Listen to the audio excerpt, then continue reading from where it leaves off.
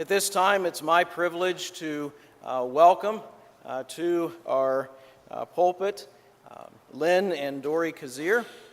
They've been missionaries to the nation of Kenya, and they will be describing their work and the progress that's being made, and also how we can join with them in supporting their work and being partners with them in the ministry of the gospel.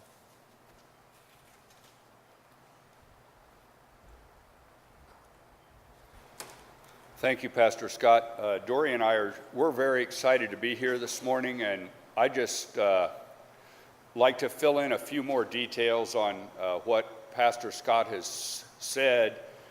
And one of the things just the last few days, we hope that you get the idea this morning that this isn't about our work. This is about what God's doing in Kenya, and He's given us the privilege to be involved in that, and also the Maroa Christian Church. And we've discovered over the years that, you know, God's going to do what God's going to do. We were able to have dinner Friday night with Scott and Tammy and just hear about how the Lord has used them here in Maroa, in northern Macon, and in DeWitt counties for the many years that they've been here, and the work that God is doing through their ministry here and at Texas Christian. And it was so encouraging to hear, you know, the work that God is doing through the Gideons, and it's such a small world. Harold, I could say I've known Harold Nicky, but Harold's probably going to say he's known me for about 35 years. And when we met with Jim this morning, we discovered that we grew up about 3 blocks from each other. He graduated from the same high school 2 years before I did. His brother-in-law is just behind me, and we live about a block from each other while Dori and I are on furlough. So it's just so because God's word says that if we're not involved, the rocks will cry out. And just to also let you know what an impact that the Gideons have had, there's Gideon Bibles in the motels in Kenya. There's Gideon Bibles in safari camps in the Mara in Kenya. We've seen them there, so we appreciate the work that God is doing, and how He has used your organization and you two gentlemen in that over the years, and the testimonies. We've got a short video that we'd like to start with that just kind of highlights some of the things that God's done in Kenya our last 3-year term, and then we've got some things we'll talk after that. So we hope that this gives you a little bit of some highlights of that. 15 years ago, Lynn and I moved to Kenya with our 3 daughters and worked primarily among the Maasai people. But now, with the expansion of Community Christian Church, or CCC, who we partner with, it has expanded into different areas of Kenya, and our work now takes us to different areas besides just Maasai. CCC is a nationally registered indigenous Kenyan church. The churches were born from the initial churches that were planted by CMF missionaries in the 80s and 90s. All of the evangelism, the direct church planting work is all done now by national pastors as part of CCC. Over the 40 years that CMF's been in Kenya, the role of CMF missionaries has shifted from beginning as being a pioneering work to a church planting work to a parenting role to guide and direct these young churches, to now we're in a full partnership role where we sit and we share ideas, and decisions are made with primarily emphasis given to national church leaders. We're not working together necessarily as teachers and students as much as we are peers engaging in discussion to come up with ideas on how to take God's kingdom forward. Last year, CCC baptized 950 new believers. Those are the ones that we know about. and we don't know how many that maybe we don't know about. And they're planning an average of probably 15 to 20 churches a year right now. In the 15 years that we've been in Kenya, what is now CCC has grown from about 85 to 90 churches to somewhere around 210 to 220 churches. I think one of the things that I'm most proud of CCC leaders, both men and women, is their perseverance in the faith, their trust in God. They are prayer warriors, they are worshipers, and I learn from them. One of the things that's really exciting, and I think that has made a big change, is the church leaders that we had that are my age, guys that are now in their 55 to 70 age group, probably not 20% of those guys finished high school. Of their kids, probably close to 80% finished high school, and some went on to further education. So we have a very good crop of young, mature church leaders. It's exciting to me, it's exciting to Dori, it's exciting to all of us. To us, it's like, oh yeah, CCC's stable and these guys know what they're doing, and they actually are moving God's kingdom forward and going somewhere with it. We want to thank people for their prayer support over the last 15 years, for their financial contributions, which allows us to be in Kenya. Yeah, please continue to pray for our ministry as we travel on furlough, as we prepare to go back to Kenya. Pray for CCC leaders and the believers that we work with in Kenya. I would just like to say thank you for your graciousness and your generosity and your faithfulness to us and the ministry in Kenya.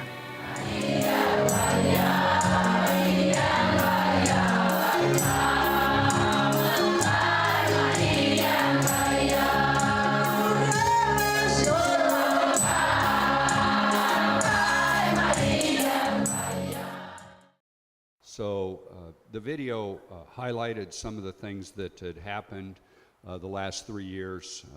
Primarily, one of the things that has really come together now, when we went to Kenya 15 years ago, we were working primarily with the Maasai tribe. CMF went to Kenya over 40 years ago, working with Maasai and Turkana, who were both identified as unreached people groups at that time.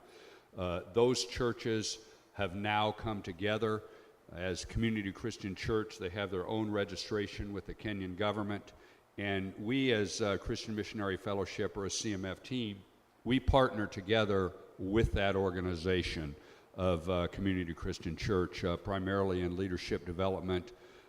Jim mentioned that he wasn't an ordained pastor. The only reason I have an ordination certificate was to help me get a work permit in Kenya. I have no theological Bible college seminary training.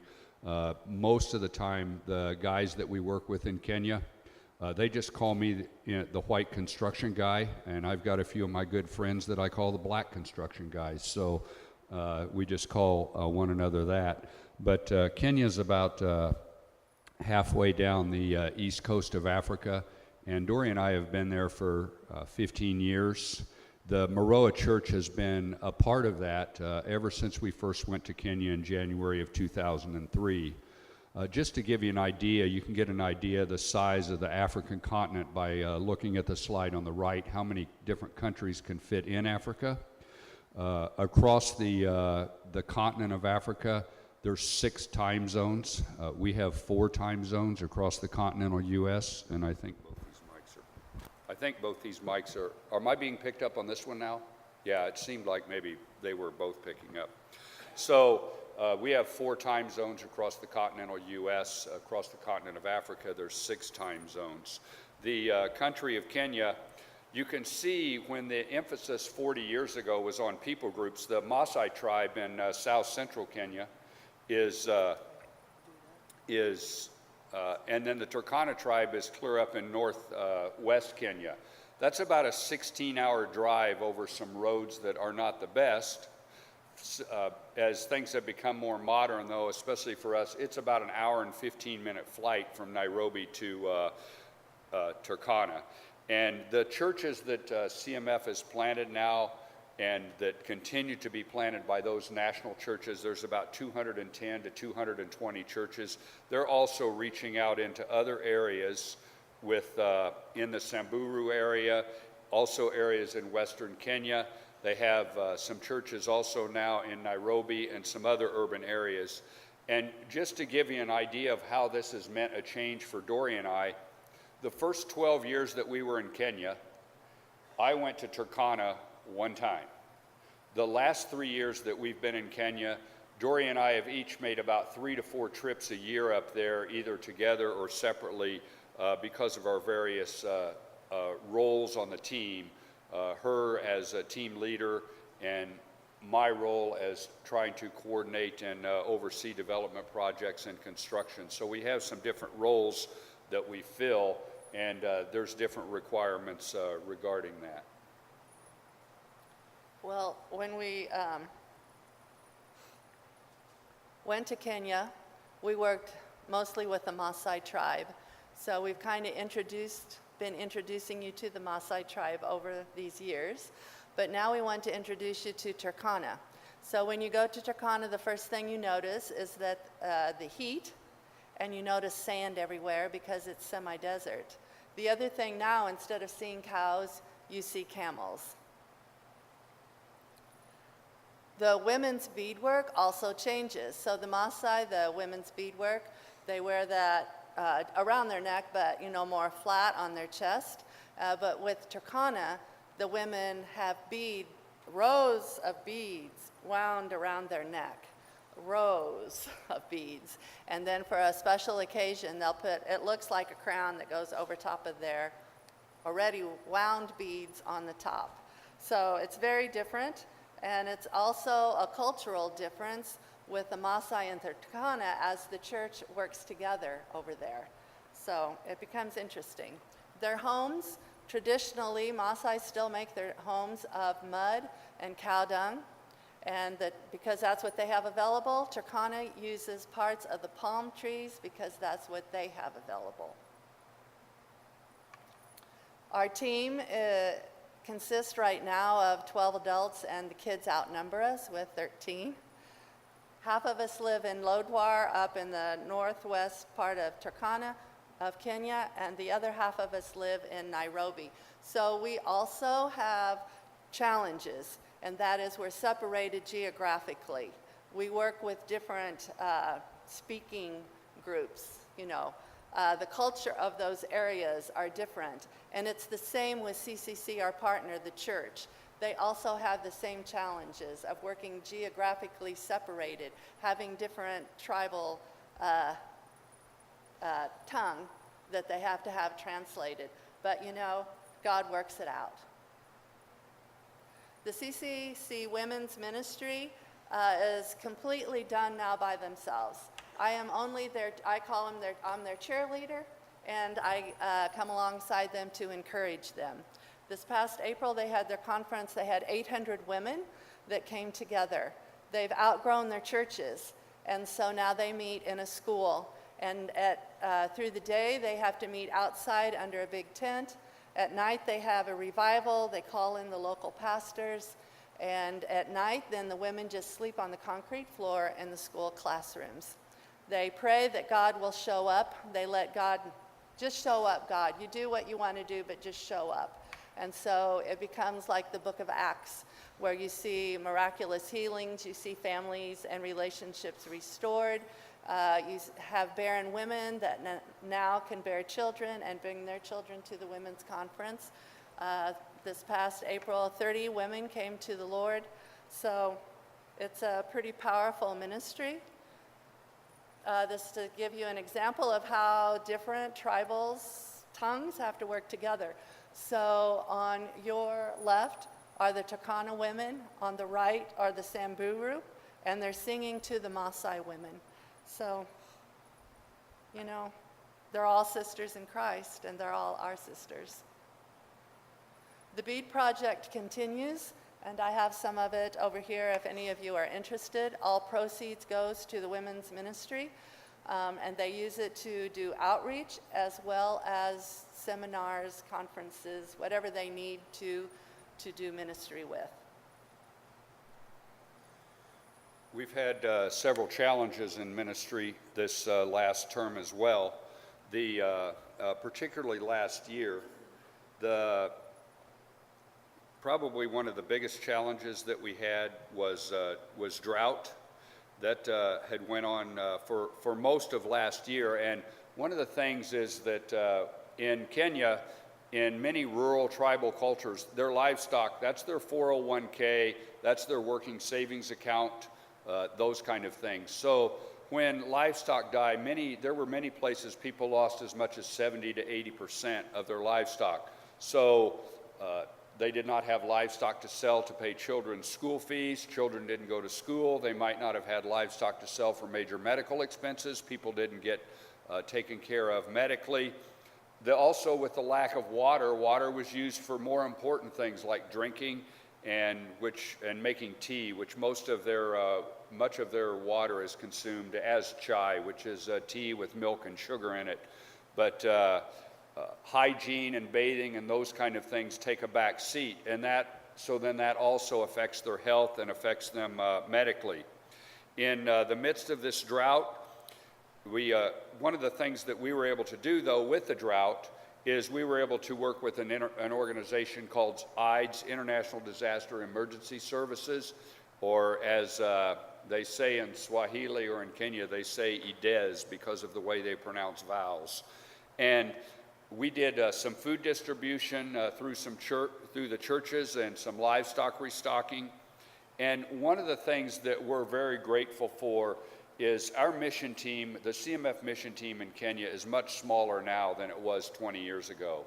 And all of this, and the national church is much bigger than it was 20 years ago. So all of this distribution was done through the national church. CMF was just a conduit for the funds, and we were very grateful because IDES has some pretty strict requirements on their reporting on the use of funds, and the church leaders got that information to Dori. She was able to get it back to our home office in Indianapolis, and they were able to get that to IDES. And not only was it just food distribution, there was always, when there was a food distribution, there was a preaching, there was prayer for hurting and suffering people, and people could come forward for prayer. The gospel was presented, people were baptized, and churches were planted because of food distribution. Then during the midst of the drought, we had, most of 2017, we had a presidential election. From primary elections in February and March, clear up through a second presidential election in October. And elections in Kenya there's 42 different tribes in Kenya, and people are very much aligned with their tribes. And if you think politics in America has become polarized in the last few years, you should come to Kenya and see how polarized it is there, oftentimes based on your tribal heritage and tribal affiliation. And so what this kind of thing causes with ministry, many of our believers, they might have to, you saw the geographic difference between Maasai and Turkana, and they have to travel through other tribal areas to come together as church leaders, to come together for meetings. And particularly there was incidences last year. Buses were being stopped as on the southern part of Turkana in western Kenya. Turkana people were pulled off the bus, they were robbed, they were beaten, they were killed. And so because of those fears, they don't go to meetings. It's like if we had a meeting in Kansas and people in Missouri were uprising and rioting, and we didn't want to travel to those places, even though we really liked those people in Kansas and got along well with them. So, but that also gave an opportunity for not only the community Christian churches, the CCC churches, but to reach out to churches in other neighboring tribal areas and church leaders to come together for prayer for peace and cooperation in the whole country. We had our presidential election in August. The first time in the history of Africa, the Supreme Court of Kenya ruled that those results were null and void. That election was rigged. The results were thrown out, and so we got to do a presidential election again in October. And elected the same guy that we had the previous 5 years, which was not surprising. We immediately went from this drought period and this chaos caused by the elections into a time of flooding.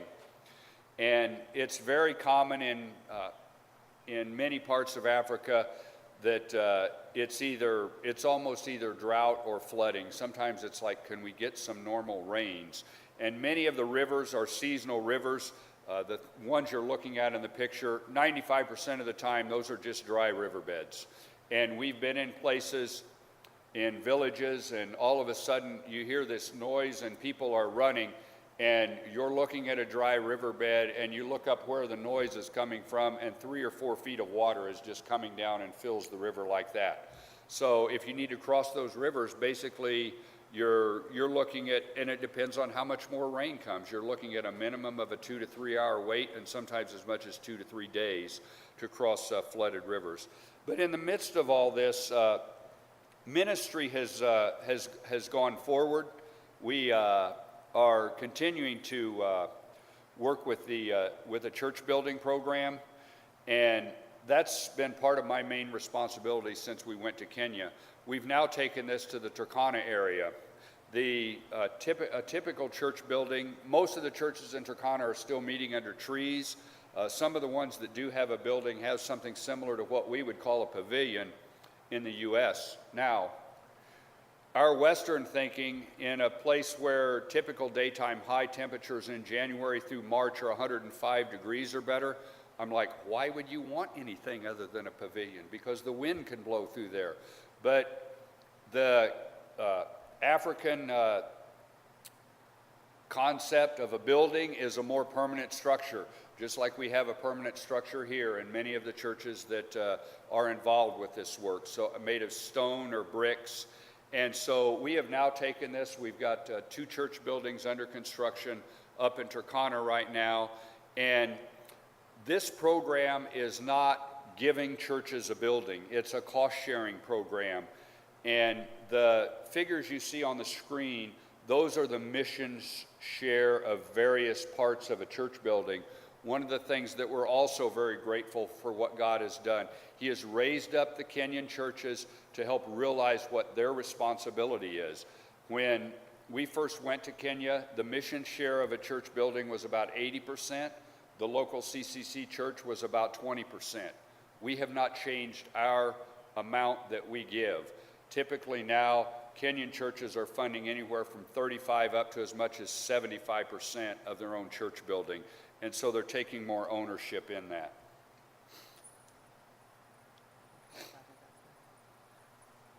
A couple years ago, the church leaders came to me and said, Dori, we have high school students, or we have really 8th grade students who are not able to go to high school because they come from very, very poor families or they are orphaned. High schools are 95% boarding schools. So this means added income for the families. So for those students whose parents just simply cannot afford for them to go to school, they end their education with 8th grade. And so they wanted to invest in some of these kids to get them into high school and to prepare them to be leaders in the church and leaders in the community. So we have started a pilot program in 2 different areas. So the church leaders are doing everything. I am the bridge for them, and really proud of them. So what they are doing is that the children go to school for 3 months. They're home for a month. It's just how the education system is set up. 3 months in school, 1 month home, 3 months in school, 1 month home, whatever. So when they're home, they have to bring their grades to the leaders. They sit down with the pastors. They are encouraged. They're discipled. And then in December, there is a camp, a youth camp, that they make sure that the students are able to attend. So it's a great program. You can see it's $70 a month, and what it helps provide. All of the medical care is taken care of. It also gives money to the churches to help raise them with spiritual and leadership development. I also have some of the kids' profile sheets here. It's set up similar to Compassion International if you're used to that. One of the things that we're very happy to do is also invite people to come and experience Kenya. We've hosted several teams, particularly the last 7 or 8 years that we've been there. We've hosted work and construction teams, and we've hosted medical teams to help with development at some of the training centers and places where we work, and also to take some medical care to some of these remote areas where, and some of the medical people that come, they're just amazed at things that we wouldn't even dream of seeing here in the U.S. that they see there. But one of the things that these teams experience is primarily relationships. In an African culture, in an American culture, like even with me with the church building construction program, and I've been there for 15 years, Americans always asked, well, what do you do? And like I would ask Jim, okay, what do you do and what business are you in, and those kind of things. But when Africans meet one another, when Jim and I would meet one another, the most important questions would be, okay, what clan are you? Now, who was your father, and who was your grandfather, and who were his brothers? It's about relationships. It's not about what we do. And some of the people that have come from the States have formed lifelong relationships with some of the CCC leaders. So if you're interested in something like that, either being part of a team that would be from here or joining with another team, our home church, First Christian Indicator, now has sent about 10 or 11 teams over the last 7 or 8 years. And there are very many people in the area that are not actually part of the daily life of Decatur First Christian that have joined those teams, and their lives have been impacted, and they would be glad to have you do that. The little part of the video that you were able to hear the audio on mentioned about our family, and when you get to see the video, you will see a picture of what our family looked like 16 years ago, about a year before we went to Kenya. And our family has changed very much since then. Our oldest daughter in the right on the picture, her and her husband have been married 9.5 years, and that's Crystal and her husband H. David. So that's changed significantly, and just to show you the impact that God can have on a person. The year before we went to Kenya, Crystal was in grade 8. She wanted nothing to do with going to Kenya. She didn't want to talk about it. She didn't talk about it with her friends. It was referred to as the bad K place. She didn't need to go there and visit. She didn't need to see the place. She didn't really want to have anything to do with it. Kenya kind of became her home within about 6 months after she got there. She got in with a good group of friends. She also got a heart for Kenyan women while she was there and the struggles that they deal with. And after she graduated from the University of Illinois, she worked in the cancer research, not doing research, but she worked in the cancer care unit at Carle Hospital. Did administration the first couple years, did grant writing and those kind of things her second 2 years. She didn't realize why she was there either. She is currently works for the Bush Institute in Dallas, Texas. One of their biggest initiatives is to work with African women, and one of their biggest struggles is with cervical cancer, which in women that are HIV positive, they have AIDS. The incidence of that disease is exponentially higher than the normal female population. She's currently in Zambia, which is just north of South Africa, working on an internship for her master's degree, and her husband just arrived there yesterday, and one of the reasons he's there is so they can do some vacationing and see some sights, but another reason that he's there is they are both looking if God might have something for them in sub-Saharan Africa to do more longer term, at least for 2 to 4 years. So it's been a big transformation in her life.